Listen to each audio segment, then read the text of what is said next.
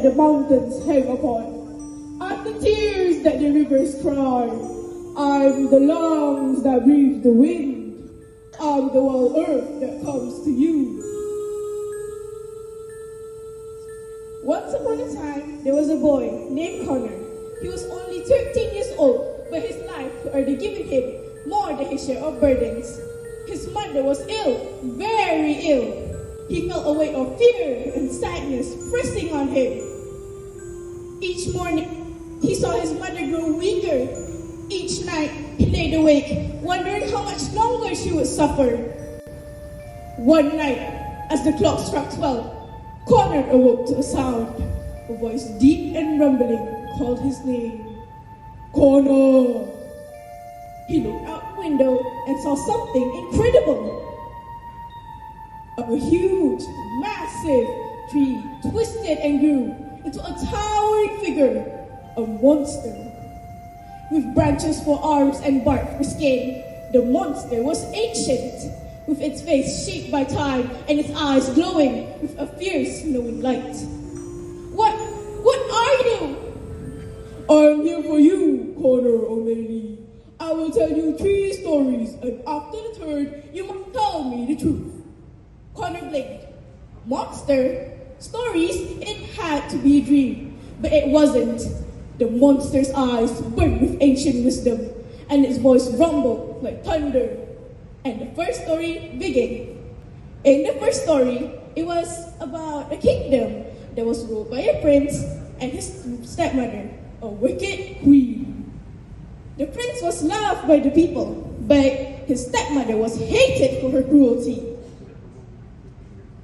One day, the prince fell in love with a young woman, pure and beautiful, and promised to marry her one day.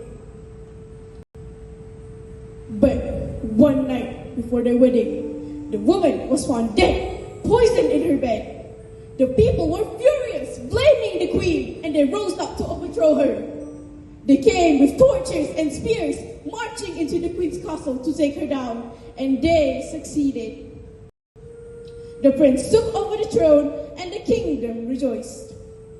So the queen was the villain. No, Connor, the queen was innocent. The prince was the one who had killed his bride. He wanted the people to think that the queen had killed her, so they would turn against the queen and make him king. Connor felt a weight of the monster's words. Sometimes, Connor, the people aren't always what they see. There isn't a clear good or bad. In the second story, it was about an apothecary who lived in a village where people came to him for healing. But he wanted more land, more money, more power. So he asked the local parson, a man of faith and principle, for a piece of land which to grow his healing plants. But the parson refused, saying he did not deserve the land and was driven by greed. One day, the parson's daughters fell deathly ill. Desperate, he begged the apothecary to save them. He promised the land if only the apothecary could heal them. So, did he save them? No, he refused, and the girls died. But he was willing to give what the apothecary wanted. Sometimes, Connor, people act too late. And sometimes, even when they do the right thing, the consequences cannot be undone.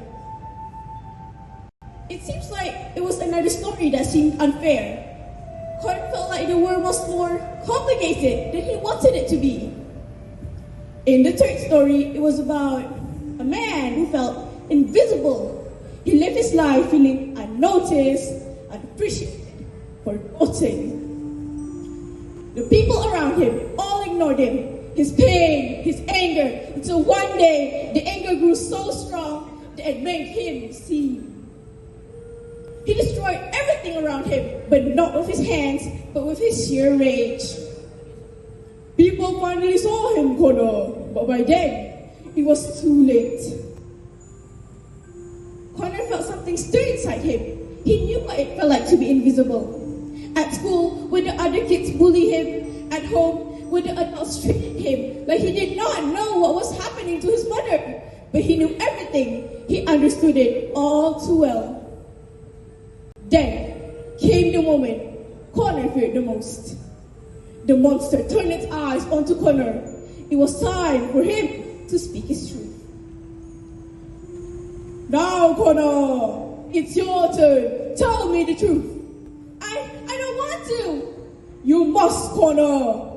Connor clenched his fist, his heart pounding. He didn't want to say it. He didn't even want to think about it. But deep down, it was there, beneath all the fear and anger. I want it to be over. I want her to die. I can't take it anymore. Connor fell to his knees, tears streaming down his face. He hated himself for saying those words. But his mother was everything to him. The pain, the waiting, it was too much to bear.